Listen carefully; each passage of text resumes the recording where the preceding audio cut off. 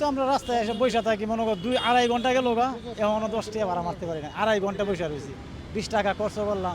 যাত্রী আসে অটো রিক্সাতে চলে যায়, তাড়াতাড়ি যাইতে পারে। জামজট তো মানে অটো রিক্সা লাগে আর ঘন্টার জন্য আমরা ইনকাম বন্ধ এলাকাতে বক্তব্য আর কিছু বক্তব্য লাগে। আমার কাছে এখন টাকা পয়সা নাই, এই জন্য আর কি আমি কিনতে পারছি না। আর এটা কিনে লাভ হইতো না বাবা, আস্তে আস্তে উঠাই দিবে। মানে কারেন্টের সমস্যা, মানুষের চলতে ফিরতে সমস্যা, রাস্তাঘাটে অ্যাক্সিডেন্ট বেশিরভাগ হইতেছে অটো, প্রাইভেট কারের একটা খালুটা যা অনেক ঝামেলা। আগের মতন যদি থাকে, যদি চালানি যাতে তো মনে করো বিআইবি রোডে উঠতাম না, সিবা সাফাতে চালানি এইভাবে। আর অটো রিক্সা তো মনে করো বিআইবি আর টিআইবি নাই, তারা যে ভাই চেয়ে বেয়ে যাইতেছে, অ্যাক্সিডেন্টও বাড়তেছে রাস্তাঘাটে, বাড়তেছে না? এটা তো আমার মনের কথা না। এই আর কি বাবা সমস্যা, আর কোনো সমস্যা নেই। এই মনে করো 200-300 টাকা মারতে পারি, মনে করো 100 টাকা খরচ করি আর 200 টাকা নিয়ে বাসায় যাই।